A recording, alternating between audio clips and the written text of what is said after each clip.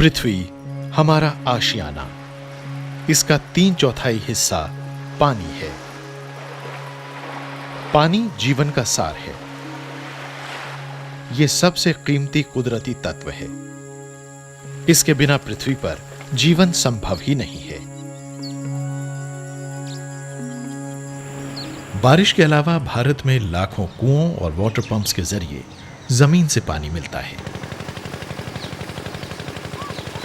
पानी की ये कभी न खत्म होने वाली आपूर्ति वेटलैंड्स यानी जलीय इलाकों के माध्यम से कुओं और वाटर पंप्स तक पहुंचती है। वेटलैंड और हमारी नदियों के जल ग्रहण क्षेत्र लाखों करोड़ों लोगों को रोजाना पानी मुहैया कराते हैं। पृथ्वी पर मौजूद बाकी पर्यावरण प्रणालियों की तरह वेटलैंड भी अनोखे पर्यावास हैं।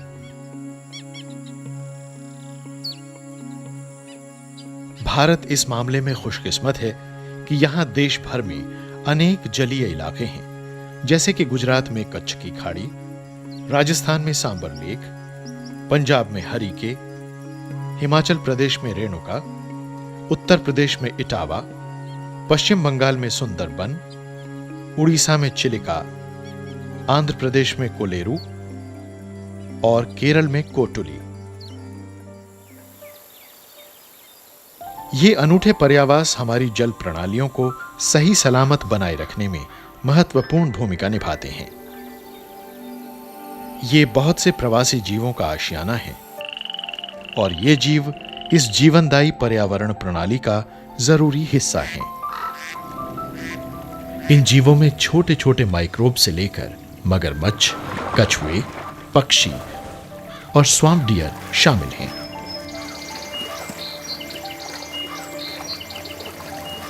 वेटलैंड्स कम ऊंचाई वाले कछारी क्षेत्र हैं जिनमें काफी नमी और पानी होता है। झीलों के विपरीत वेटलैंड्स सदा बदलते रहने वाले जल भंडार होते हैं, जिनमें पानी का स्तर जमीन की सतह के बराबर या उससे ऊपर रहता है। वेटलैंड जमीन और पानी के बीच की प्राकृतिक कड़ी हैं। ये स्थायी जलीय और सूखे टेरेस्ट्रियल पर्यावासों के बीच के सदा बदलते रहने वाले इलाके हैं। हमारे देश में कई तरह के वेटलैंड हैं, जैसे दलदल, जल वाले खुले स्थान, मैनग्रोव और ज्वार वाले समतल स्थान। सुंदरबन मैनग्रोव तो दुनिया का सबसे बड़ा डेल्टा है। इससे न सिर्फ बहुत से पेड़ पौधे और जीव पलते हैं, बल्कि मछुआरों की बहुत बड़ी आबादी की रोजी रोटी भी चलती है। वेटलैंड स्वस्थ पर्यावरण के लिए बेहद जरूरी हैं। ये पानी में मौजूद ठोस चीजों और पोषक तत्वों को रोककर सतह के जल को छानते हैं और शुद्ध करते हैं। ये मानसून और बाढ़ के दौरान किसी स्पंज की तरह पानी को सोख लेते हैं। जब कुओं में पानी का स्तर गिर जाता है तो आसपास के वेटलैंड से पानी उनमें रिसने लगता है। यह पानी धीमे धीमे कुओं, जलधाराओं और झीलों में पहुंच जाता है। इस प्राकृतिक चक्र के कारण कुओं और तालाबों में पूरे साल पानी का स्तर अगली बारिश तक ऊंचा और स्थिर बना रहता है। वेटलैंड्स में बहुत से जीव पलते हैं। ये 1/3 प्रवासी पक्षियों का आशियाना है, जो पूरी दुनिया से हजारों मील का सफर तय करके यहां आते हैं। यहां बहुत सी किस्म की मछलियां, कीड़े और जलीय पौधे भी पलते हैं। ये प्रजातियों की विविधता और एक पेचीदा आहार श्रृंखला को बनाए रखने में महत्वपूर्ण भूमिका निभाते हैं। लेकिन बदकिस्मती से भारत में ऐसे कई जीवंत इलाके बेजान रेगिस्तान में बदल गए हैं, क्योंकि यहां वेटलैंड गंभीर दबाव झेल रहे हैं। तेजी से फैलती इंसानी आबादी, जमीन के इस्तेमाल और इसकी ऊपरी सतह में आ रहे भारी बदलाव, विकास संबंधी बड़ी बड़ी परियोजनाएं, व्यापारिक शोषण और वाटरशेड के गलत इस्तेमाल से हमारे देश के वेटलैंड इलाकों में भारी गिरावट आई है।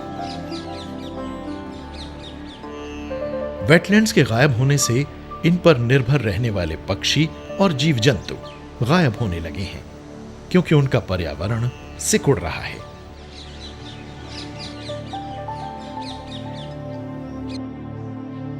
इन्हीं जीवों में से एक है इंडियन सारस क्रेन, यानी भारतीय सारस पक्षी। पूरे भारत में बेहद सम्मान की दृष्टि से देखे जाने वाले इस पक्षी को आज बेहद खतरा है।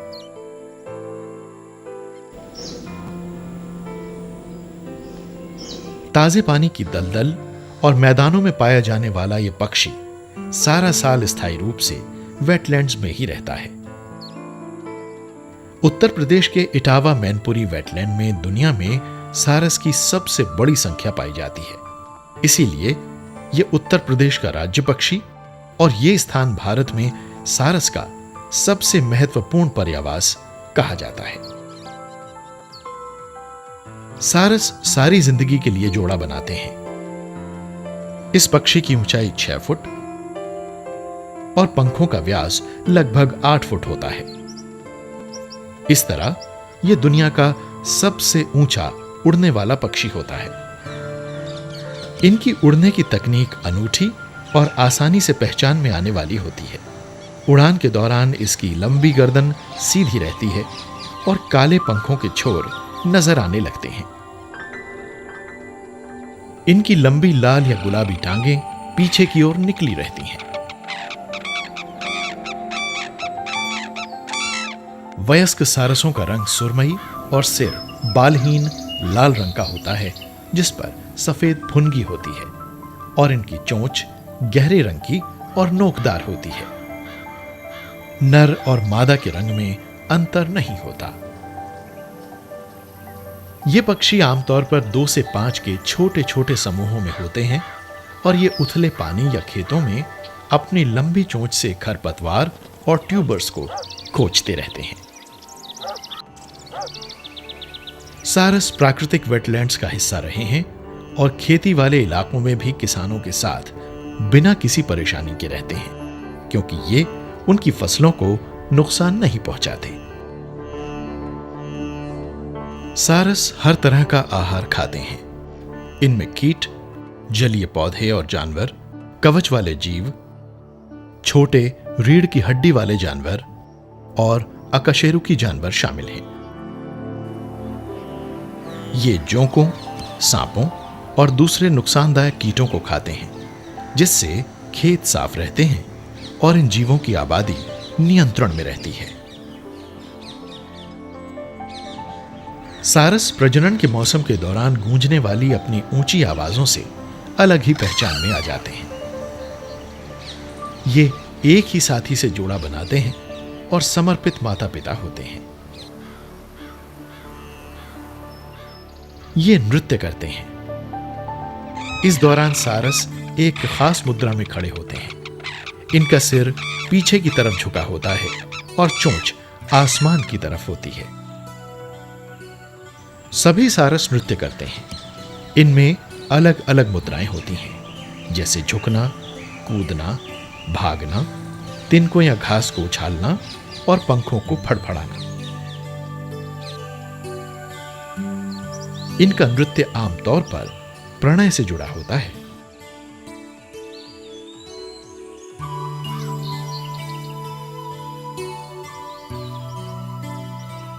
सारस के अंडे बड़े होते हैं और मादा एक बार में 2 अंडे देती है। मादा और नर बारी बारी से अंडों को सेते हैं और नर मुख्य रूप से इनकी रक्षा करता है। चूजों के पंख भूरे होते हैं। ये प्रजनन के अगले मौसम तक अपने माता पिता के साथ ही रहते हैं। सारस अपने इलाके के प्रति बेहद चौकन्ने रहते हैं और पूरे जीवन वेटलैंड के काफी बड़े हिस्से को अपने प्रजनन क्षेत्र के रूप में बचाते रहते हैं। घुसपैठियों को भगाने के लिए जोड़े जोर जोर से शोर मचाते हैं और तेजी से हमले करते हैं। भारत की लोक गाथाओं और सभ्यता में सारस का खूब जिक्र है और देहाती लोगों में इनका काफी सम्मान किया जाता है, क्योंकि ये जीवन भर के लिए जोड़ा बनाते हैं। उसको बहुत सम्मान की दृष्टि से देखा जाता है। इसी का जोड़ा था वास्तव में, जो इसके विषय में बहुत पुरानी कथा है कि जिसके एक जोड़े को मार दिया था किसी ने, तो उसे देखकर वाल्मीकि जी के मुंह से पहली कविता निकली थी। फिर महात्मा बुद्ध के विषय में भी इसी को बचाने के बाद उनमें जो पक्षियों और दूसरों के प्रति अहिंसा के भाव आए थे, वो कथा भी है। और सारस की सबसे जो बड़ी विशेषता है कि ये एक बार जोड़ा बांधकर फिर आजीवन साथ रहते हैं। अगर किसी एक साथी की दुर्घटना में किसी में मृत्यु भी हो जाए तो दूसरा साथी फिर भी अकेला ही जीवन बिताता है। तो इसी कारण उत्तर प्रदेश के गाँव में आज भी जब नई वधुएँ आती हैं तो उनको बड़े बूढ़े इसी प्रकार का आशीर्वाद देते हैं कि सारस की तरह तुम्हारा जोड़ा अमर रहे। तो इसके विषय में इतनी अधिक के लोगों में शुरू से धार्मिक भावना रही है कि सोचा नहीं जाता था कि इसको खतरा होगा। सांस्कृतिक और धार्मिक संरक्षणों के बावजूद अपने ज्यादातर इलाकों में सारस की संख्या लगातार खतरे में है और घटती जा रही है। पिछला सर्वे हुआ था 1990 में, तब इसकी संख्या करीब 12,000 थी और 10 वर्षों के बाद अभी जो 2000 में इसका सर्वेक्षण हुआ तो इसकी संख्या घट के लगभग 8,000 रह गई। तो जाहिर है कि तेज़ी से इसकी आबादी घट रही और खतरा तो बढ़ता जा रहा है। जमीन के इस्तेमाल में बदलाव से सारस का पर्यावास तबाह हो रहा है और इन्हें गैर कानूनी शिकार का भी खतरा है। इसके अलावा लोग इनके अंडे भी चुरा लेते हैं। बढ़ते जलीय प्रदूषण और खेती में किसानों द्वारा रासायनिक कीटनाशकों के भारी इस्तेमाल के बढ़ने से वेटलैंड के आहार संबंधी नाजुक ताने बाने पर दबाव पड़ता है। उत्तर भारत में मेरठ और हरियाणा के तराई इलाकों में गन्ने की खेती शुरू होने और मध्य प्रदेश में सोयाबीन की काश्त से इन इलाकों में सारस का सफाया हो गया है और सोयाबीन और गन्ने दोनों ही सारस के लिए अच्छे पर्यावास साबित नहीं होते। लेकिन जिन इलाकों में चावल उगता है और सदियों से गेहूं की खेती होती है, वहां आज भी सारस इसलिए मौजूद हैं क्योंकि ये सारस के रहन सहन के लिए बहुत ही बढ़िया पर्यावास मुहैया कराते हैं और कुदरती माहौल जैसे भी बढ़िया होता है। सारस के सभी इलाकों में अंडों की काफ़ी चोरी होती है। राजस्थान के कुछ हिस्सों में इनका शौकिया शिकार किया जाता है और खाने के लिए इनके बच्चों को मारा जाता है। वयस्क सारसों के मरने की मुख्य वजह होती है हाई टेंशन पावर लाइंस और बिजलियों की सप्लाई वायर्स से इनकी टकरें। इनके जिंदा रहने की दर सिर्फ 30% ही है। इन पक्षियों के कुल अंडों में से सिर्फ 30% बच्चे ही वयस्क हो पाते हैं। प्रजनन करने वाले बहुत ही कम जोड़े मौजूद हैं, जिसका अर्थ है कि पहली बात इनकी आबादी कम हो रही है और दूसरी बात इनकी आबादी बढ़ने की कोई संभावना नहीं है क्योंकि इनका प्रजनन बहुत ही कम हो रहा है। आज हजारों जीव प्रजातियां खतरे से घिरी हैं। 1980 के दशक के मध्य से ही सारस की आबादी में आ रही कमी पर नजर रखी जा रही है और उत्तर प्रदेश, राजस्थान, गुजरात और मध्य प्रदेश वाले इनके इलाकों में इनकी संख्या कम हो रही है। सारस मलेशिया, फिलीपींस और थाईलैंड में तो पहले ही विलुप्त हो चुके हैं, लेकिन वो भारत में जीवित बचे रहने की आखिरी कोशिश कर रहे हैं। सारस एक बहुत महत्वपूर्ण इंडिकेटर स्पीशी यानी पर्यावास की सेहत के बारे में सुराग देने वाली प्रजाति है। ये उन वेटलैंड्स के बारे में महत्वपूर्ण सूचनाएं देते हैं जिन पर इनका वजूद टिका होता है। बहुत से लोग वेटलैंड्स को बेकार के इलाके समझते हैं। इटावा में सैफई गांव के नजदीक हवाई पट्टी के विस्तार की योजना वेटलैंड्स की तबाही की एक नुमाया मिसाल है। ऐसी हरकतों से इस देश से सारस की प्रजाति पूरी तरह खत्म हो सकती है। सौभाग्य से एक एनजीओ के हस्तक्षेप और अदालत के आदेश की वजह से इस मुसीबत को टाला जा सका है।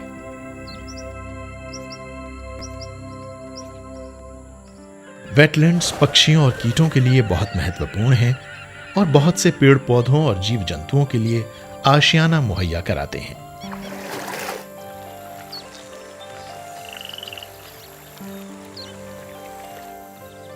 लेकिन वो हमारी आहार श्रृंखला में भी एक महत्वपूर्ण कड़ी है। वो इंसान के वजूद के लिए आवश्यक हैं। वेटलैंड कुदरत का एक ऐसा खजाना है जो हजारों कुओं को पानी मुहैया कराता है और किसानों और खेती बाड़ी की जमीनों को भी नमी मुहैया कराए रखता है।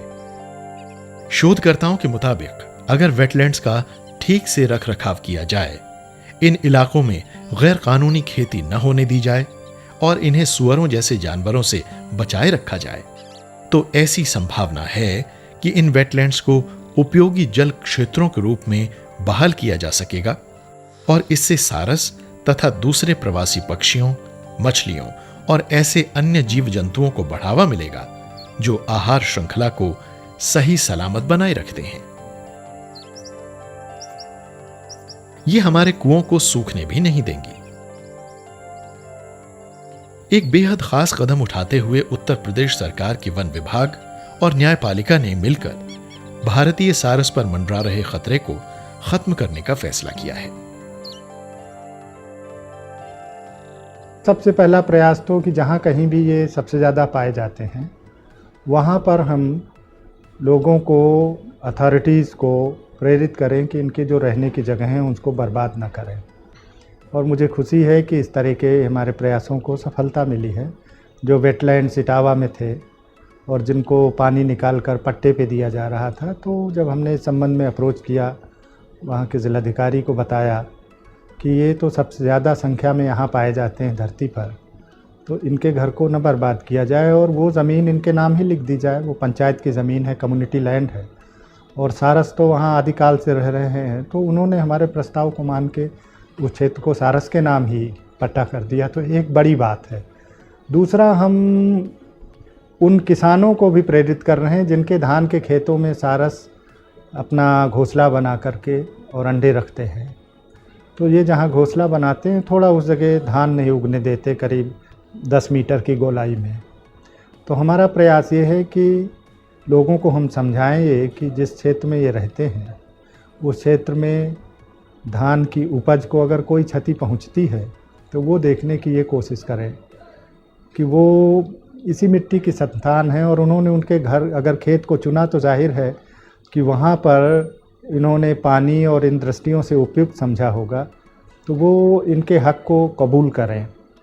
अभी एक प्रयास ये भी है कि अगर कुछ फर्टिलाइज़र फैक्ट्रीज इसके लिए तैयार हो रही हैं कि जो किसानों के क्षेत्र में ये घोंसला बनाते हैं और 10 मीटर की गोलाई में कुछ उगने नहीं देते हैं, तो अगर उसमें थोड़ा बहुत जो उनको क्षति होती हो उसको हम उन्हें कंपनसेट भी कराएं कि भाई आपको इतना क्षति हुई तो इतना आपको मिल जाएगा।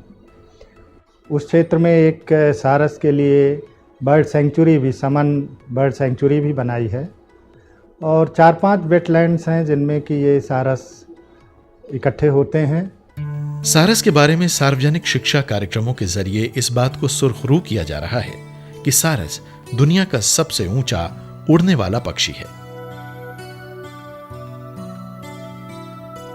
इन कार्यक्रमों से वेटलैंड के संरक्षण के बारे में, वेटलैंड संसाधनों के वहनीय इस्तेमाल और जमीन के व्यावहारिक उपयोग और जमीन के वहनीय इस्तेमाल संबंधी विधियों और वेटलैंड्स की गुणवत्ता और सारस के पर्यावास के बारे में भी जानकारी दी जा रही है। सारस के संरक्षण के साथ साथ वेटलैंड का संरक्षण भी बहुत महत्वपूर्ण है।